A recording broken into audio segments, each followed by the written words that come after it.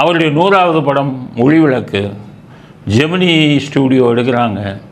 SS Vasan மிகப்பெரிய சினிமாவில் வந்து மிகப்பெரிய விஞ்ஞானி மாதிரி அவர் வந்து எடுக்கிறாரு. உங்களுடைய 100வது படத்தை எங்கள் ஜெமினி எடுக்கிறோம், ஒளிவிளக்குன்னு பேர் வச்சுருக்கோம். கதையை கேட்கல அவர். ஏன்னா பெரிய ஆளுங்கிட்ட கேட்க மாட்டார். ஏவிஎம் உங்கள்கிட்டெல்லாம் கதை கேட்க மாட்டார். ஆனால் அவங்க பெரிய ஆளுங்க நல்லா எடுத்துருவாங்க. பிஆர் பந்துலு உங்கள்கிட்டலாம் கதை கேட்க மாட்டார். சரி ஜெமினின்னு ஒன்றா நடிக்கிறேன்ட்டா படப்பிடிப்பு ஆரம்பிச்சிட்டாங்க. இவருக்கு வந்து அதில் ஒரு திருடனாக இருந்து திருந்துகிற வேடம். அப்போ பட ஷூட்டிங் போயிட்டே இருக்குது. இன்றைக்கி ஒரு ஷூட்டிங் எம்ஜிஆர் வந்துட்டார். வந்த உடனே டைரக்டர் சொல்கிறார் அவர்கிட்ட, சாணக்கியா டைரக்டர், எங்கள் வீட்டு பிள்ளையை எடுத்தவர், டைரக்ட் பண்ணவர். அவர் வந்து எம்ஜிஆர்கிட்ட சொல்கிறாரு, இந்த சீனில் நீங்கள் குடிச்சிட்டு கீழே விழுந்துருக்கணும். அப்போ ஒரு விதவை பெண் வந்து உங்களை மீட்டு கொண்டு போகணும் அப்படிங்கிறது. உடனே அவர் என்ன பண்ணிட்டார், நில்லுங்க, நான் தான் மது குடிக்கிற சீனில் நடிக்க மாட்டேன்னு உங்களுக்கு தெரியுமே, எப்படி நீங்கள் இந்த சீனை வச்சிங்க அப்படின்னு கேட்குறாரு. அதுக்கப்புறம் நடிக்க மாட்டேன்ட்டு போயிட்டேன்.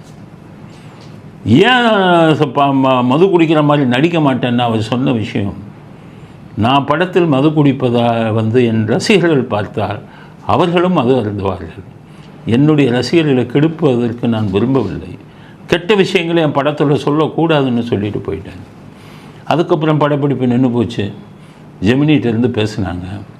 அப்போ சொன்னாங்க, இல்லை இந்த சீனில் நீங்கள் மது குடித்து அந்த விதவை உங்களை காப்பாற்றின உடனே அதுக்கப்புறம் நீங்கள் திருந்திடுறீங்க அப்படின்னு சொன்னார். இந்த மது குடிக்கிற மாதிரி காட்சியை எடுத்தால் கதை ஓட்டமே மாறி போகும். உங்களை திருத்துவது தான் அந்த விதவையோட வேலை, இது கேரக்டரு.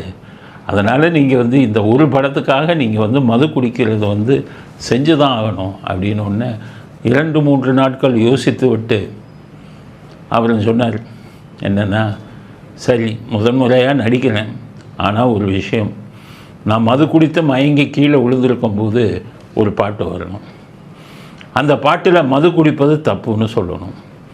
அதையும் நான் சொல்லணும். அப்போ தான் என் ரசிகன் கேட்பான், தலைவர் குடிச்சிட்டு கிடக்காருன்னா அவன் குடிக்கக்கூடாது. அப்போ நானே ஒரு எம்ஜிஆராக இல்லை 4 எம்ஜிஆராக வந்து மது குடிக்காத தப்புன்னு சொல்லணும். அப்படி ஒரு பாட்டை சேருங்கள்னு சொல்லிவிட்டு போனான்.